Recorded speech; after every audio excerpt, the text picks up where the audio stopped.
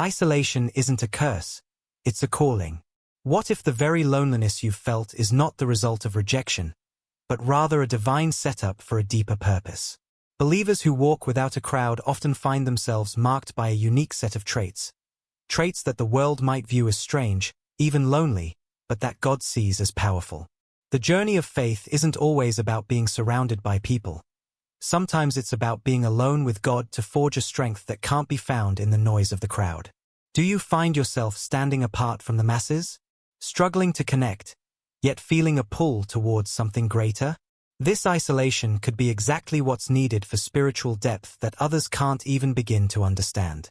By the end of this, you'll see that being alone doesn't mean you're abandoned. It could mean you're being prepared for something extraordinary. Stick around, because the traits that make you stand apart could actually be the very qualities that are molding you into a vessel of incredible purpose. You're not just surviving isolation, you're being shaped by it. Keep listening, because what you're about to discover could change everything. 1. Uncommon spiritual depth. What does it really mean to have spiritual depth? It's not about knowing a lot of scriptures or attending church every Sunday. True depth is something that can only be cultivated in the quiet, in the solitude, away from the distractions of the world. It's in these moments of solitude that the believer can experience the fullness of God's presence in ways others cannot understand. When most people fill their time with noise, busyness, and constant social interaction, those who walk this path of solitude have learned a different rhythm. They embrace silence, not as an empty void, but as a sacred space where they encounter God in ways that go beyond surface-level prayer. They're not just asking for blessings, or for their needs to be met. They're wrestling with God, pouring out their deepest concerns, and listening for His voice in the quiet. Their prayers are not short petitions. They are fervent, heart-wrenching cries that go beyond simple requests to deep intercession for others, for nations, for the brokenness of the world. It's in the stillness where some of the most profound revelations are birthed. In those moments when no one else is watching, when the world isn't demanding their attention, that's when God speaks. While others may be distracted by entertainment or the pressure to perform, they are focused on a divine purpose that cannot be hurried. They understand that some of the most powerful breakthroughs in faith happen when there is no one else around to witness it. These moments of quiet devotion, though unseen, are shaping them into believers of great spiritual maturity. This is not just about praying more, it's about praying differently. It's about living in the Word, not just reading it. For them, Scripture is not just a text to memorize or quote. It's a living, breathing conversation with God. The Bible becomes something far more intimate, a personal letter written to them from God Himself. They don't just hear the words, they internalize them, letting them transform their hearts and minds. Those passages that seem so ordinary to others become lifelines in moments of despair, and promises that seem far off become anchors in storms of uncertainty. While others might skim the surface of faith, these believers dive deep, far beyond what most can even imagine. Their spiritual foundation is rooted not in the ever-changing opinions of the crowd, but in the unshakable truth that comes from spending time with God. Their faith isn't swayed by public opinion or popular trends. It's built on years of seeking God in the secret place, where He alone can see and shape their hearts. Their relationship with God isn't dependent on church attendance or social approval. It's built on a consistent, intimate connection that transcends everything else. This is why they seem to have a maturity that surpasses their years. It's not because they are more knowledgeable or smarter than others. It's because their depth of relationship with God has accelerated their spiritual growth in ways that go unnoticed in the hustle and bustle of daily life. When life's storms come, they stand firm because their foundation isn't built on shifting sand. It's anchored in something eternal, something that only comes from those sacred moments of solitude spent in the presence of God. 2. A different assignment. Some callings don't come with a crowd. They aren't flashy, they don't fit into the social norms, and they certainly don't accommodate the expectations of those around you. It's not that you don't enjoy people or community, but when you're walking out your purpose, you realize that your assignment requires something more. It demands your focus, your sacrifice, and sometimes, your solitude. You've probably noticed that while others easily find their place in the social circles or chase after fleeting moments of approval, you're quietly moved in a different direction. You can't quite explain it. But there's a call on your life that often feels too big to be shared with everyone. Maybe it's a deep desire to intercede for nations, to cry out in prayer for something larger than yourself. Perhaps you're compelled to create, to write, to compose, to pour out your soul through art that can't be confined to group projects or communal approval.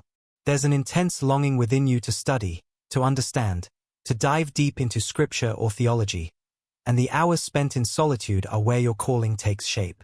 The truth is, some of the most significant assignments are often misunderstood by others. They're not the kind of things you can easily explain, especially to those who don't share the same spiritual vision. It's hard to make others understand why you'd rather spend hours in prayer than attending the latest social event. It doesn't make sense to them why you can't just join in on the world's noise when you've been called to something quieter, more profound. But that's because their call is not yours. You might be called to something that feels like an uphill battle. It might be a mission that seems crazy to everyone else, something no one believes in yet.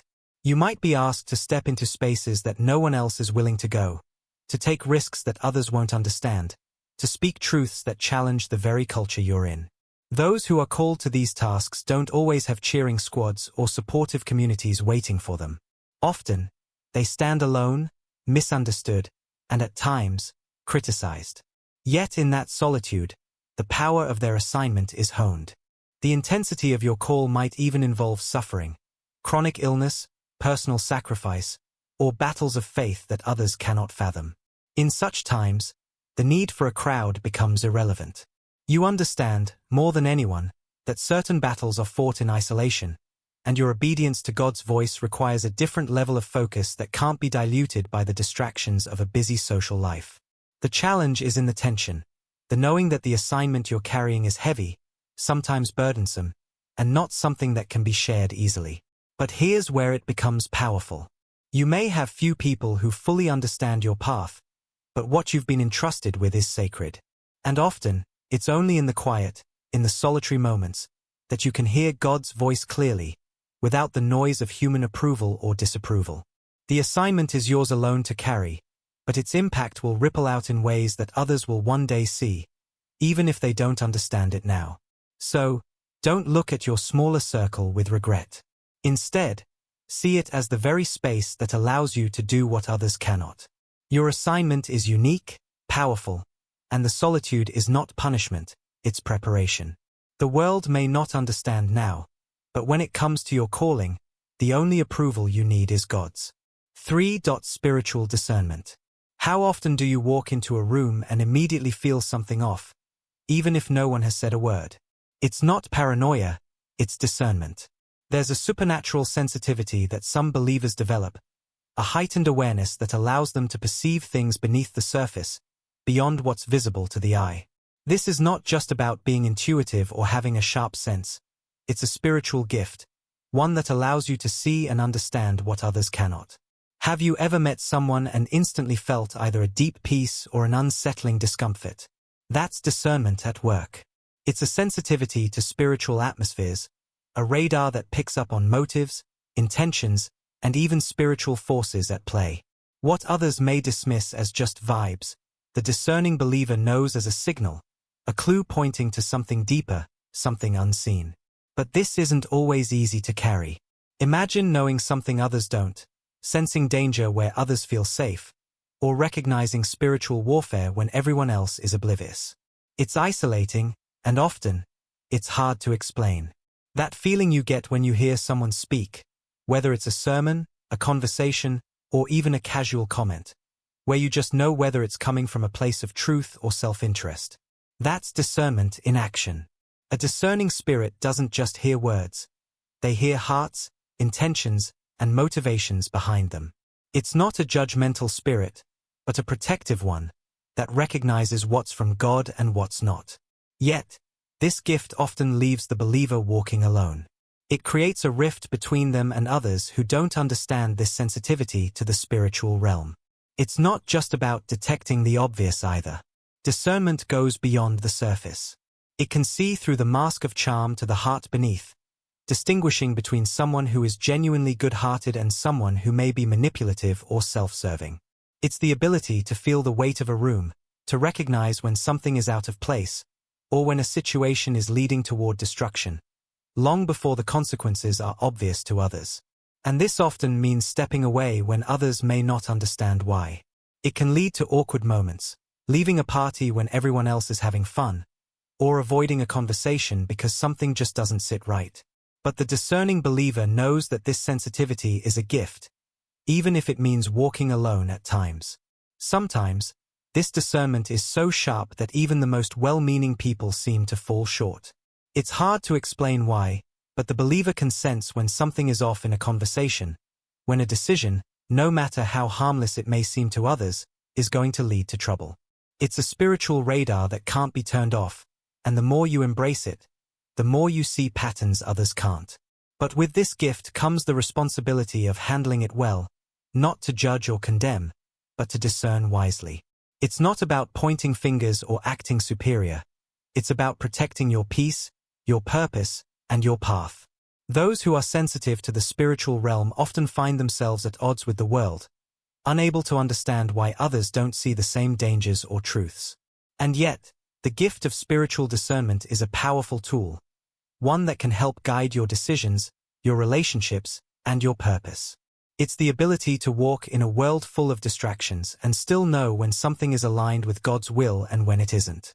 And though it may leave you feeling isolated at times, remember, it's not a curse, it's a calling. For refined by betrayal or rejection. The pain of betrayal is unlike any other. It's not just the sting of a broken promise or the hurt of an abandoned friendship. It's the deep, gut-wrenching realization that someone you trusted, someone you called a friend, has turned their back on you. It cuts deeper when the betrayal comes from a place that should be safe: the church, a close-knit group, or a leader you admired. But here's the thing: betrayal, while painful, often carries a purpose.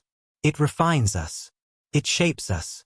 And though it's uncomfortable, it's through betrayal that we sometimes discover our greatest strength. It's easy to remain in the comfort of familiarity, to surround ourselves with people who tell us what we want to hear. But when betrayal comes, everything shifts. Suddenly, you're left alone, questioning not just the relationship but your ability to trust again. That sting is real. The wounds cut deep. And yet, it's in these moments that God often does His most profound work in us. His refining our hearts, purging the places that were once so easily swayed by the approval of others. It's in this space of pain that we learn the true meaning of trust, not in others, but in God alone. Have you ever experienced a time when you thought you were in a safe place, only to be abandoned when you needed support the most? Perhaps you've faced a crisis, whether personal or spiritual, and found that those who were once your closest companions disappeared when things got difficult. It's in these moments that we are forced to confront a harsh reality. Not everyone who says they are for us truly is. And more importantly, we learn that not everyone who claims to be our friend has our best interest at heart. But here's the secret hidden in that betrayal. It leads us back to the heart of God. When you've been rejected by those you once relied on, you begin to realize that God is the only constant, the only one who won't turn away. This shift, this realization, is where spiritual growth begins. It's in the brokenness that we often find healing. The scars left by betrayal can either become a source of bitterness or a testimony of how God can restore and strengthen us.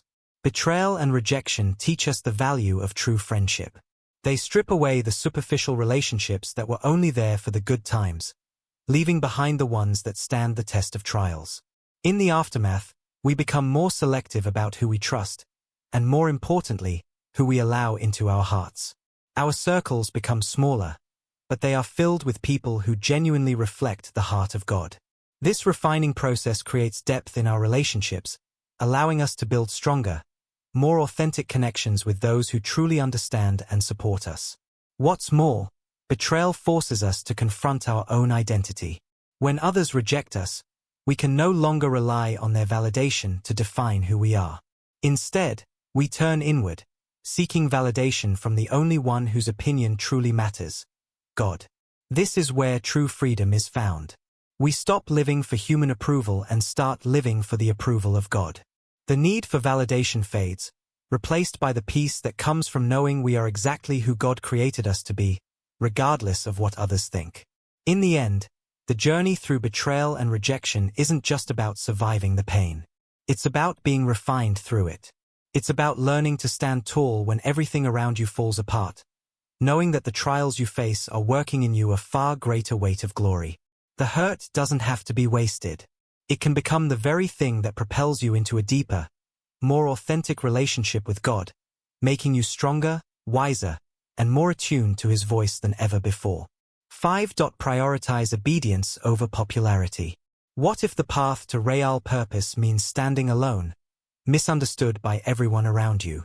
It's a sobering thought, but one that many believers face when they're confronted with a choice: to obey God or to please the people around them. This isn't just a passing dilemma. It's a defining moment that can shape the entire course of your life. The world often whispers that success comes from fitting in, from climbing the social ladder, from staying in the good graces of everyone around you. But what if true victory lies in the exact opposite? Choosing God's approval, even at the cost of your social standing. When you make the decision to obey God, you enter a realm where comfort is secondary, where the applause of men fades in comparison to the unshakable peace that comes from knowing you've followed God's calling. This is the crucible where your faith is forged. It's not easy. In fact, it often feels impossible, especially when everyone around you is doing the opposite. It's tempting to stay silent when a conversation turns into gossip. It's easier to blend in when people laugh at something inappropriate, or to ignore the Holy Spirit's nudge when He asks you to speak up for what's right. But the cost of disobedience is far greater than the temporary satisfaction of fitting in. When you decide to prioritize obedience, you open the door to a life that's aligned with divine purpose, something that the world can never offer. People will question your choices. They'll label you as too serious, too religious, too radical. And in some cases, they'll stop inviting you to the gatherings, the events, the celebrations they know you won't be a part of. But what's the alternative? To compromise your integrity, to surrender your values for a moment's acceptance? The more you try to please people, the more you lose yourself in the process. When you stand firm in God's truth, even when it's unpopular, you find a courage that others can't understand. It's not about being rebellious for the sake of it, but about having the conviction to stand in what's right, even if it means standing alone. The world is quick to applaud those who conform. Social media thrives on trends, on following the latest cultural waves, on seeking the approval of a crowd. But in the quiet, unseen moments, when you're alone with God, He's shaping your character, building a foundation that will not crumble when the world shifts beneath your feet. The applause of the crowd fades away, but God's voice, His approval, is constant. The more you seek His validation, the more you understand that nothing this world offers can compare to the peace that comes from a life rooted in obedience to Him. It's not always easy. In fact, it's one of the hardest things you'll ever do. But when you look back, you'll see that every moment of standing firm in obedience to God was worth it. The relationships you may have lost, the doors that may have closed, they pale in comparison to the joy and peace that comes from being aligned with God's will. The sacrifice might feel heavy in the moment, but in the grand scheme of life, it's the only thing that truly matters. Obeying God is not about legalism, not about striving to be perfect or righteous in a worldly sense. It's about love. When you love someone deeply, you want to please them, even at the cost of your own comfort. And when you love God, His will becomes your greatest priority. What's more valuable than knowing you are living in line with His perfect plan for your life, regardless of how the world may view you? You might stand alone in your decisions, but with God on your side, you will never be truly alone. In the end, choosing obedience over popularity is not just a momentary decision, it's a way of life. It's about aligning your heart with God's will, even when it costs you comfort, friendships, or the approval of others. The world will constantly pull you in different directions, promising fleeting satisfaction through acceptance and applause. But true fulfillment comes from living with integrity, from standing firm in your convictions, and from choosing to honor God above all else. The road may feel lonely at times, and the path may not always be easy, but know this: God never asks you to walk it alone. When you choose obedience, you step into a peace that surpasses understanding. You find a strength that the world can't give and a joy that doesn't depend on external circumstances. Your faith becomes unshakable, rooted not in the approval of others, but in the unchanging love of God. Remember, the world may not understand your choices, but God does. And in His eyes, you are never alone. Let that truth be your foundation, your encouragement, and your strength as you continue to walk in the fullness of His purpose.